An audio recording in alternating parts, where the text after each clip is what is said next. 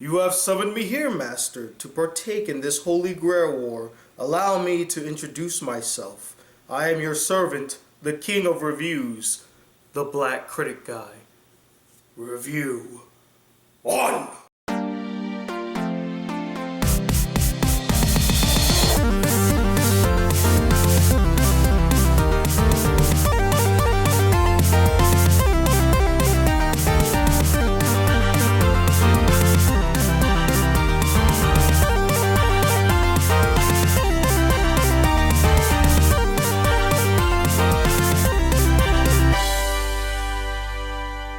Hey guys, the Black Critic Guy here to give you all a review on the anime Fate Stay Night Unlimited Blade Works. So Fate Stay Night Unlimited Blade Works takes place 10 years after the events of the Fourth Holy Grail War and follows the children of the participants of said war, particularly Emiya Shiro, the son of Emiya Kiritsugu, and Tosaka Rin, the daughter of Tosaka Tokiyumi, as they themselves are now participating in the Fifth Holy Grail War. And from here, the action commences. Now, it has been 2 whole years since I first watched and reviewed the prequel to Fate Stay Night, Fate Zero.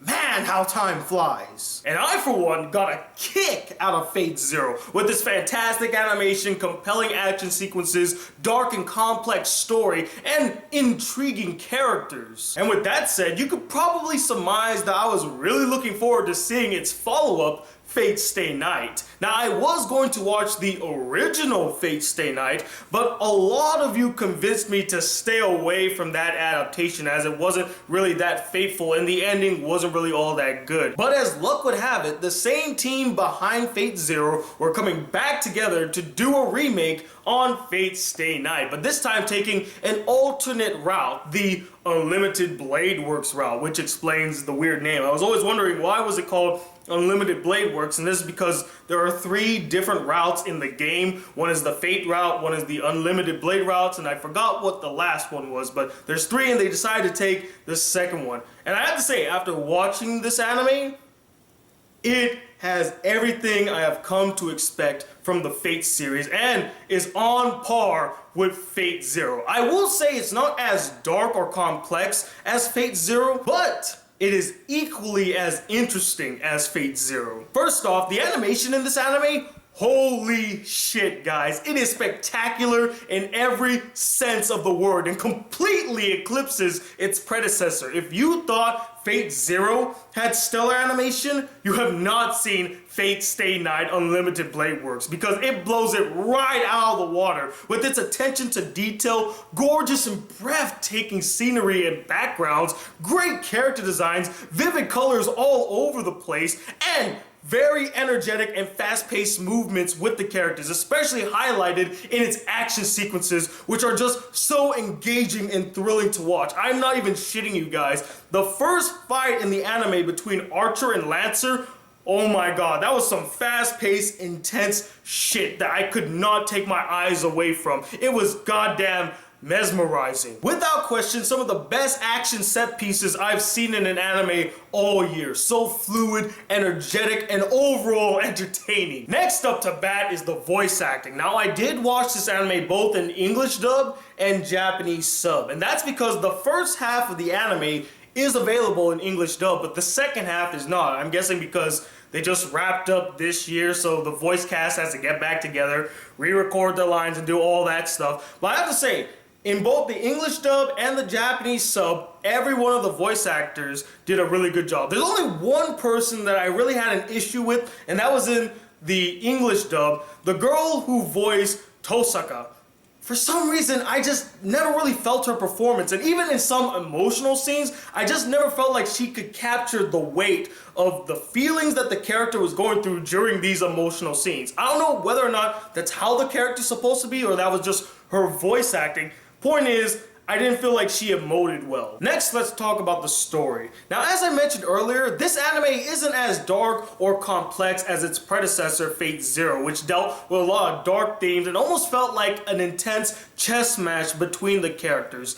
This anime story is a bit more straightforward as the characters are dueling against each other and there is like an end game bad guy, whereas in Fate Zero, you didn't know where the story was gonna go. But just because the story isn't dark or complex does not make it any less interesting. On the contrary, this anime story is as interesting, if not just a little bit more interesting, than the story in Fate Zero. And that's because in this anime, the story is more of a personal story. It follows the characters more closely, develops them a little bit more, and goes on this personal journey with almost every character in the anime. And for me, I find personal stories very intriguing. You learn about the character, you see them grow, you understand their faults, their weaknesses, you get a full understanding of the entire scope of the characters in the anime. And honestly, that's all I want to say about the story, because I don't want to give away some of the great reveals that are in the anime. Just know that the story is very engaging and keeps your interest throughout. And finally, we got the characters, most of which are really well developed. You get a full understanding of them, and they are just as interesting as all the other elements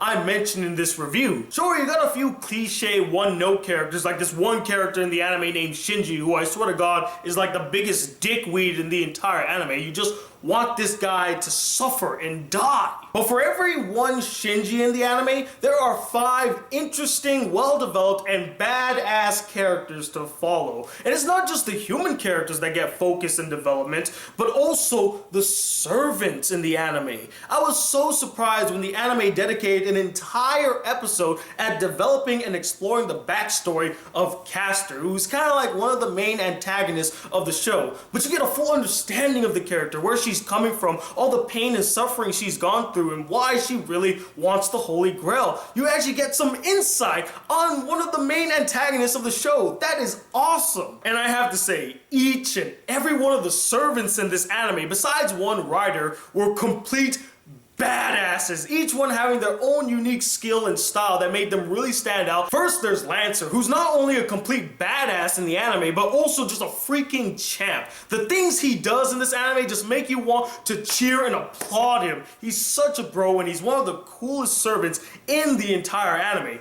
Then you got Archer, who is the most mysterious yet the most interesting out of all the servants in the anime, and a badass in his own right. You get to really learn more about this character as the anime goes on. You learn that there's more to him than meets the eye. Gilgamesh.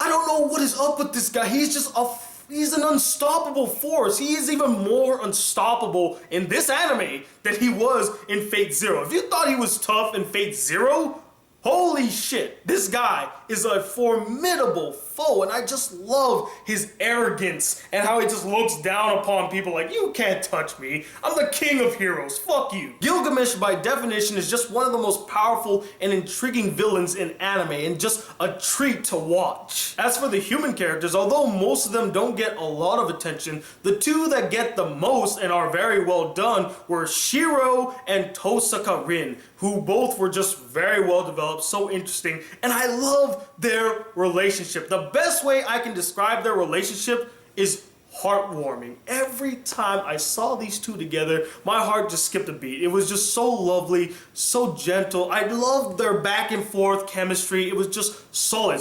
One of the best relationships I've seen all year. As for them as individuals, I really love the development given to Shiro. Very hero's journey-esque, where he starts off as a simpleton who doesn't know much about magic but gets thrust into the magical world and embarks on this journey of self-understanding and growth to where he turns into the badass that he was born to be. Love stories like that. As for Tosaka, she also goes through a lot of growth and development throughout the anime, learning to trust in others and depend on others, because she starts off kind of just being closed off and keeping to herself, but then she starts bonding with her Archer and bonding with Shiro and learning to depend on them for support. But the thing that I loved about her the most was her tsundere tendencies. This is a tsundere character done right, guys, and I ate that shit up. I loved every single moment where she was behaving like a tsundere. She is probably one of my favorite tsunderes right now. Now, though it seems like I absolutely adore this anime,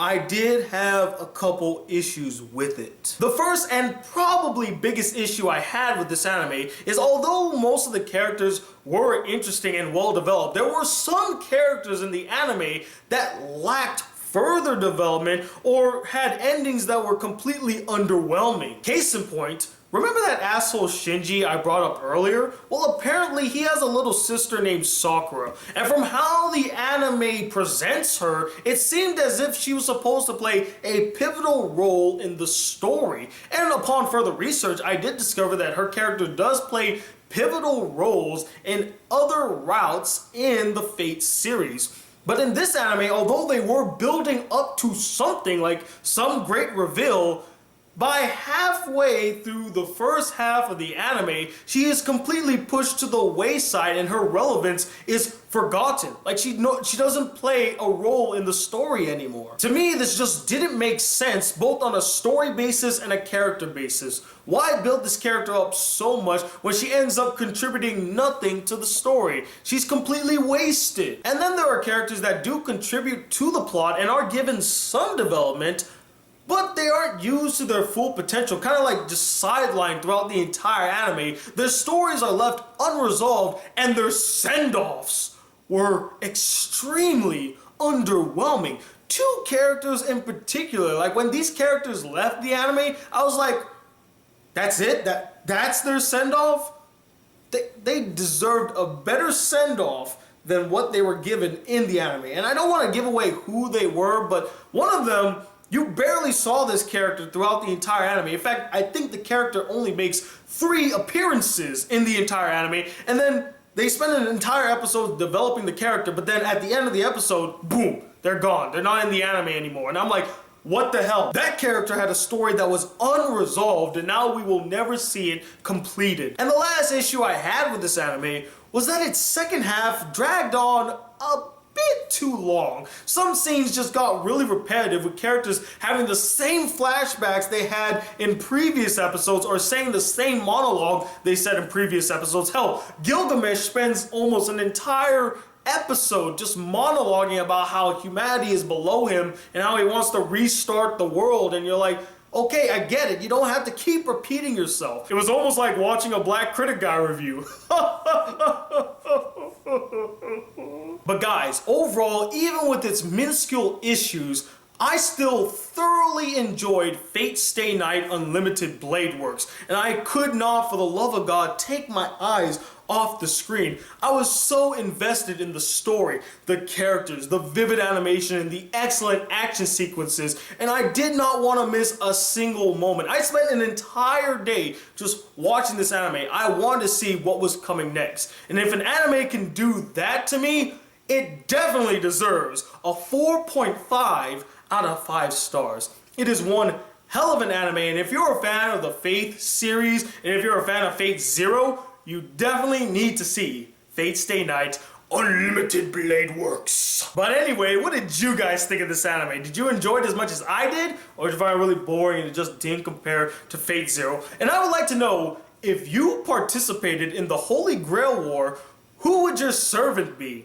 Comment below and let me know, and I'll pick my favorite responses for Thursday's episode of BCG as Black Critic Crew. And stay tuned, this Wednesday I will be reviewing Ruby. I think that's how you pronounce it. If that's not how you pronounce it, please let me know in the comments. I'm not afraid to admit when I'm wrong. And until then, guys, if you'd like to see more videos on this channel and be a part of the Black Critic Crew, please hit that subscribe button below. Like this video if you really enjoyed it. And I'm 21 II, the hero of reviewers, known as the Black Critic Guy. Till then, peace, YouTube.